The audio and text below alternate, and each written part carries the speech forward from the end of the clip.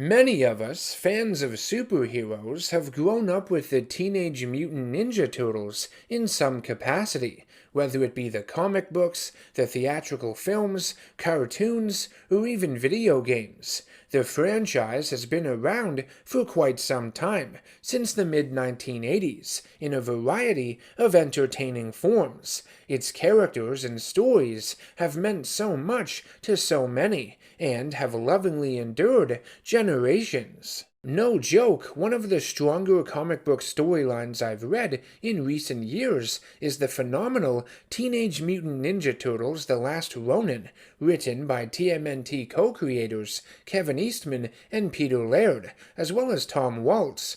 Artwork was provided by Esau and Isaac Escorza, Ben Bishop, and Eastman.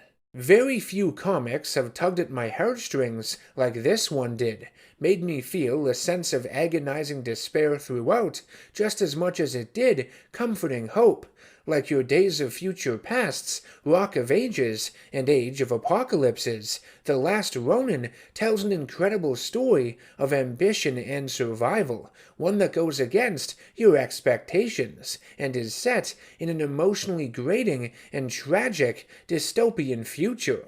As its name would suggest, The Last Ronin follows a lone remaining Ninja Turtle who had lost all his brothers over a decade prior. He's on a warpath, swearing to get revenge on the one responsible for their deaths, as well as the death of his father, Master Splinter. The story keeps the identity of the turtle ambiguous until the end of the first of 5 issues. He uses all 4 of the turtle's signature weapons, which is a powerful visual. I'm not going to be able to review this story as in-depth as I want unless I reveal the identity of the turtle, so if you've never read The Last Ronin before and don't want that initial mystery spoiled, I suggest you do so before continuing. In an alternate future, a totalitarian New York City is ruled over by Uroku Hiroto, the grandson of the TMNT's arch-nemesis, the Shredder. Hiroto is the new master of the Foot Clan. After decades of pollution and global warming, the water level around the city has risen, hence the large protective wall surrounding it. Within Hiroto's fascist empire, there are flying cars, cyborgs made using human components referred to as Sinjas, that patrol the streets. The Foot Clan have been upgraded with futuristic technology and weapons provided by Baxter Stockman, and most of the food is synthetic, which sucks. Hope there's pizza. The sole surviving Ninja Turtle is haunted by his past failure and believes his actions had dishonored his family. He can hear the voices of his 3 brothers in his head, as if they were still fighting alongside him. To bring honor back to his family name, he seeks to find Hiroto and kill him. The turtle would infiltrate the city and head straight for the villain's stronghold. He is laser-focused on the task at hand, his revenge. He fights through swarms of foot soldiers all the way up the tower. You feel every blow he delivers, the grief, bitterness, and anger behind each one. Many of the Foot Clan wear white armor now, but some, the elites, are more brownish and wield double-bladed staffs that remind me of the bodyguards General Grievous had in Revenge of the Sith. After taking out one of the foot soldiers, the Ninja Turtle sends a direct message to Hiroto through a nearby security camera that he is coming for him and calls him a coward. Hiroto believes this assassin to be gutter trash and refuses to face him. Instead, Hiroto sends out flying mousers and a larger robot that charges the turtle and knocks him out of one of the tower's windows. The turtle falls farther and farther away from his much sought-after retribution. He slows his fall with the help of the larger robot and a glass ceiling they smash through, but still hits hard, face down on concrete. Through sheer force of will, the Ninja Turtle survives. He's coughing up a ton of blood, but manages to find the strength to crawl into a nearby sewer grate. In the sewers, there's a heart-wrenching sequence where the turtle sits down and places all of the weapons once owned by his brothers on the ground in front of him. He also pulls out all of their iconic colored masks. He misses his brothers very much and can barely find the energy to continue on without them. He also misses his father Splinter. The loss is still as painful as it was all those years ago. Devastated by his failure, the turtle would grab the broken katana and attempts to perform seppuku, Japanese ritualistic suicide. Before he can, though, he passes out from his blood loss. The turtle is too stubborn to die. He wants to finish what he started, even if his death is bound to happen, inevitable at this point. The turtle would dream that he is younger, back with his brothers in their sewer hideout, happy, innocent. But he quickly wakes up and returns to reality. An older April O'Neil had tended to his wounds. She also reveals his name to be Michelangelo. Mikey, being the last turtle, is fitting. He was always the most childish out of the four, immature, fun-loving, and didn't always take things as seriously as he should. With him being alone for so long, he's been forced to grow, find himself, his center.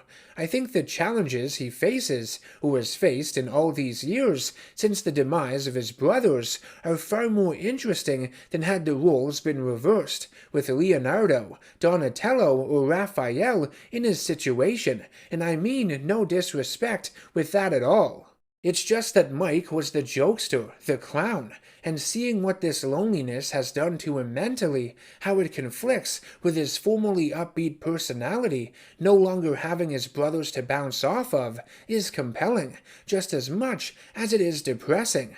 I mentioned that he's been haunted by their voices. They do help guide him throughout the story, keep him concentrated, and of course, keep him company. But the flip side to that is that they also take jabs at him for being weak and a failure, because these voices are rooted in the same negative feelings Mikey has for himself. His family isn't really there, but the disgrace and shame he feels he brought to them is. The fact that he let them all down has been eating away at him like a plague, and the only cure for it is the head of Hiroto. Eastman and Waltz said they made the decision to have Michelangelo the lone remaining turtle because it would be a surprise to everyone that the party dude had become John Rambo. Making the survivor Raphael or Leonardo would have been too obvious. Donatello would have relied more on technology rather than it being a physical battle of skill. Mikey was also chosen because he was the first Ninja Turtle ever drawn. Making him the last to go out brought everything full circle. Anywho, April O'Neil saves Mikey and brings him back from the brink of death. Having lived longer than his brothers, his mutation has advanced further than theirs ever could. He's larger, more muscular, and older in the face with wrinkles. Not only is he physically stronger, but he heals a lot faster, which is why he can withstand so much more punishment on his body. Within flashbacks, either drawn in sepia tone or in the style of the original black and white comic books in this story, which is rad, we learn how the rest of the Turtles, Master Splinter and Casey Jones, died. Everyone was going to meet up at April and Casey's place. The couple was going to announce their engagement. Raphael barges in and clears the table of food, telling them that there had been an ambush. When the Turtles and their sensei had exited the sewers, the Foot Clan were waiting for them, and Splinter was badly wounded and was bleeding out. Ever the hothead, Raph would go against Leo's better judgment and pursue Shredder's adopted daughter Karai at the docks by himself. He would mercilessly plow through hordes of foot soldiers on his way to Karai. It's a fucking bloodbath. When he does reach her, he is at a disadvantage from the injuries he has sustained, arrows sticking in his body and whatnot. Karai charges Raphael, and the two plummet into the water. Raph tries to finish her off, but she gets to the weakened turtle first, stabbing him directly in the neck, and he bleeds out and dies. Baxter Stockman would later attack the turtle's base of operations in the sewers with his various robotic creations in an attempt to secure Professor Honeycutt the Fugitoid. Leonardo and Casey Jones do their best to fight the mechanical army off. Honeycutt would self-destruct to prevent Stockman from obtaining him, and the explosion kills the heroes and severely wounds April, who had been in the vicinity too, which is why she has a prosthetic arm and leg in the future. Centuries-old rivals, the Foot Clan and Clan Hamato, which the Turtles and Master Splinter are a part of, had established an unprecedented truce with one another. Donatello and Master Splinter would be invited by the Foot to Japan for peace talks. However, it had been a ruse, and a surprise attack would be launched against them by Hiroto, who refused to call Splinter a master to his face. What a shitbag! As evil as old Shredhead was, he still had an honorable bone in his body, unlike his man-child of a grandson. Master Splinter demands that Hiroto face him despite the warnings from Donatello and the rest of Clan Hamato that they must fall back. Hiroto orders his archers on the hill to fire. Splinter manages to throw a sword at Hiroto, which brutally connects with his shoulder. Take that, you little bitch! Though a successful hit was landed, unfortunately, Splinter and his son Donatello are killed in the hailstorm of arrows that rained down on the battlefield. After what had happened in New York to Leonardo, Raphael, Casey Jones, and believing April was dead as well, Mikey had traveled to Japan in the hopes of reaching his sensei and brother, but was too late. He would be offered solace among Clan Hamato, but decided to exile himself in the freezing cold mountains instead. His intention was to die there, but after reading and rereading his father's martial arts journal, which housed all the techniques and life lessons he had known, Michelangelo knew he had to return home to New York, and that his destiny was to kill Hiroto, putting an end to his bloodline forever. Hiroto is seen intensely training with his men, killing several with underhanded fighting tactics. Goes to show you what kind of a warrior he really is. He orders that his new captain perform a city-wide search for the assassin that tried to kill him, and if he fails, well, it's not going to be pretty for him. The so-called Master of New York would send a message to the populace. He shows them the terrorist that infiltrated his tower and made an attempt on his life. Hiroto declares martial law and orders everyone back into their homes. Any person caught helping the creature will suffer a fate worse than they do. Uroku Hiroto has a massive god complex, looking down at his empire. He disrespects the legacy of his grandfather, spits on it, feeling he is superior to him, accomplished things he could only dream of.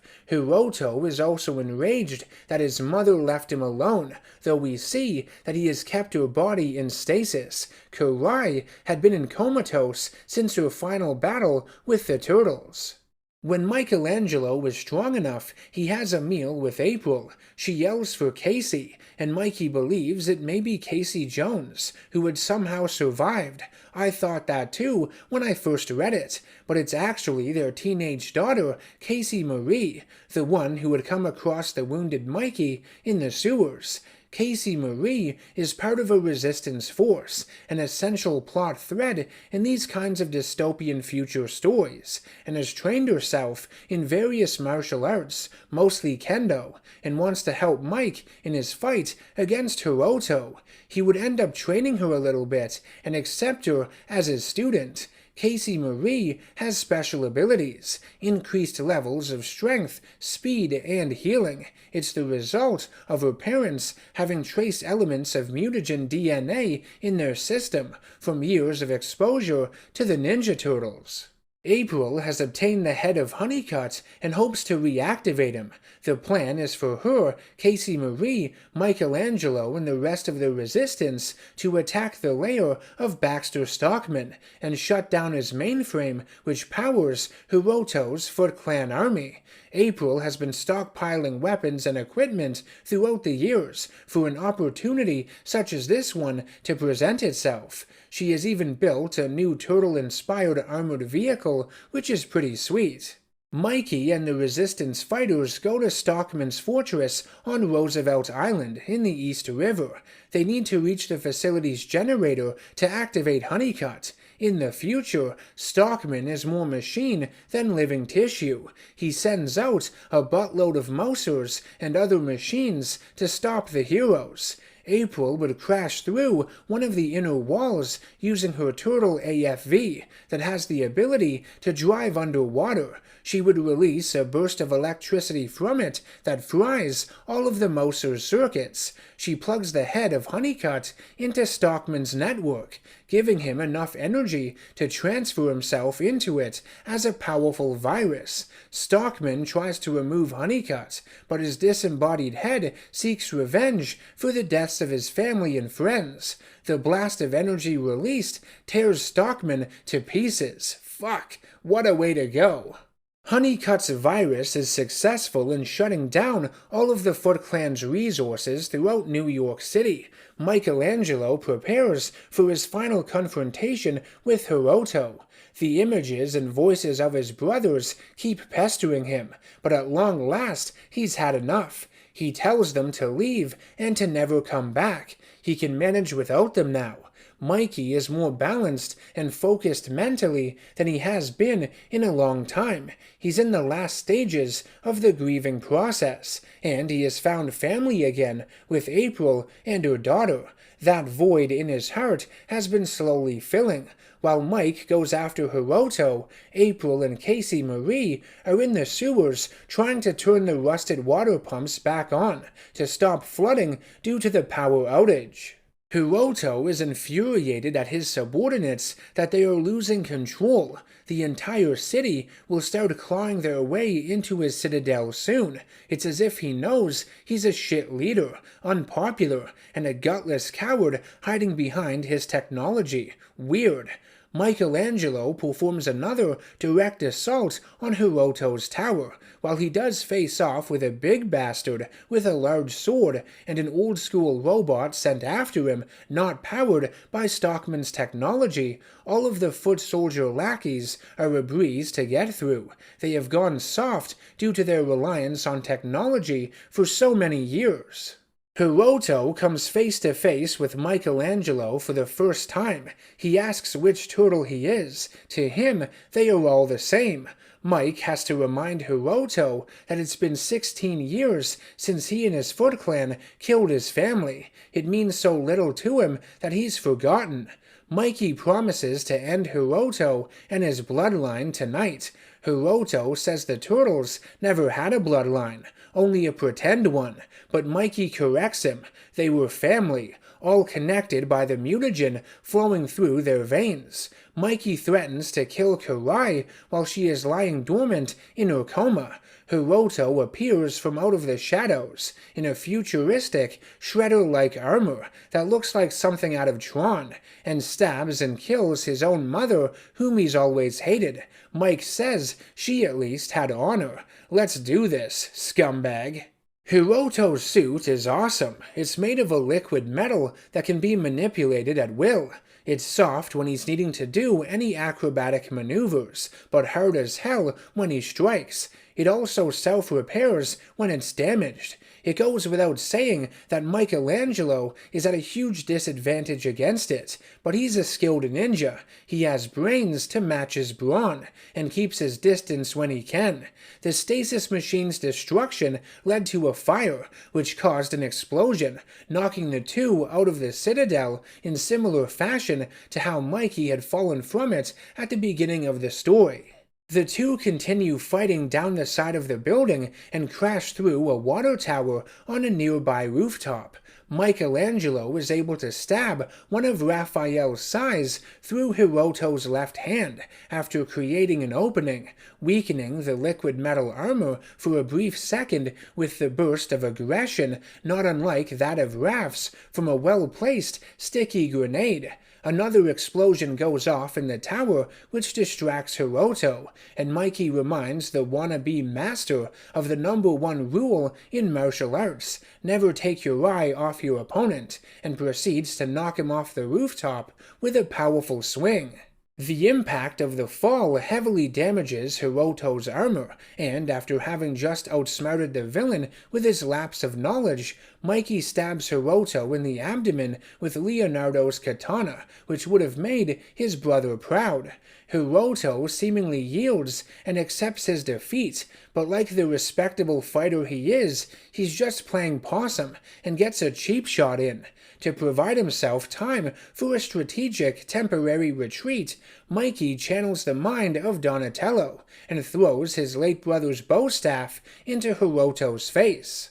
Hiroto is led into the sewers, the turtle's domain, and Mikey pulls out his signature weapons, the nunchucks, to use against him. April and Casey Marie manage to repair the main sewer pump and stop the flooding, but not before Mike and Hiroto get caught in a surge of water and are washed outside the city's walls. I absolutely love this part of their fight. Mikey says Hiroto will die in the mud, outside of his precious empire, alone and forgotten. It gives me chills, and is deserving, for a piece of shit like him. Hiroto electrocutes himself to mortally wound Michelangelo. Hiroto's body is seen lying dead, face down in the muck where it belongs. Mikey is bleeding out and dying, just as Casey Marie arrives to comfort him. He tells her to hold on to his family's martial arts journal and learn the lessons from it. The final one, No Peace, has at long last been achieved by him. April also gets there and stands over his body. She says goodbye to her longtime friend. There's a very emotional sequence where Mikey wakes up in the afterlife and reunites with his family. It's extremely touching and honestly made me tear up reading it. Seeing them all happy and together again after such tragedy in their lives is powerful stuff. The story ends with Casey Marie continuing her training, getting stronger and faster, and not wanting to let Michelangelo down. She and her mother have also begun raising the next generation of Ninja Turtles, using leftover mutagen. Teenage Mutant Ninja Turtles: The Last Ronin is simply amazing.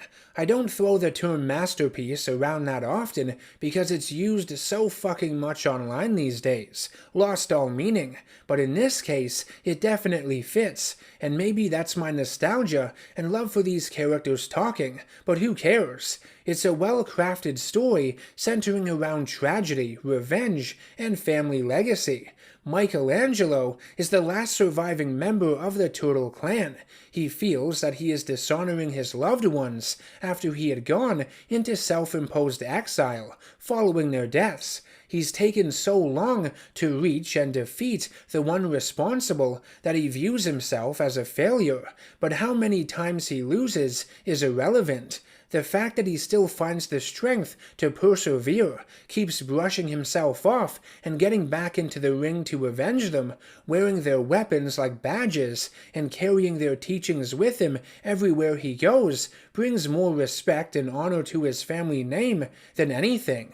Uroku Hiroto is the disrespectful one, the coward, the man-child. Shredder would be ashamed of him. His mother would be ashamed. He's built an empire, sure, but one made of glass. As powerful as it looks on the exterior, inside it's all flimsy. His men over-rely on the technology they wield. They have grown weak. Like Mikey says, they've lost the edge they once had. And something else I would describe Hiroto as is batshit insane. As unholy as his grandfather was, he had a strong head on his shoulders. Focused, driven. His grandson is cocky, stubborn as many young people are. Obviously, Hiroto is nowhere near as strong of a character as Uroku Saki the Shredder is, but I think he works well as a villain in this story. He's a bastardization of the Shredder, and represents everything the Ninja Turtles aren't. It's incredibly easy to hate this piece of shit and want him to get his comeuppance. I want to thank you all for watching this video. I hope you enjoyed it. If so, make sure to subscribe, hit that bell icon for notifications, and become a producer over on Patreon if you can. I will see you all in the next one. Take care of yourselves, and always stay nerdy.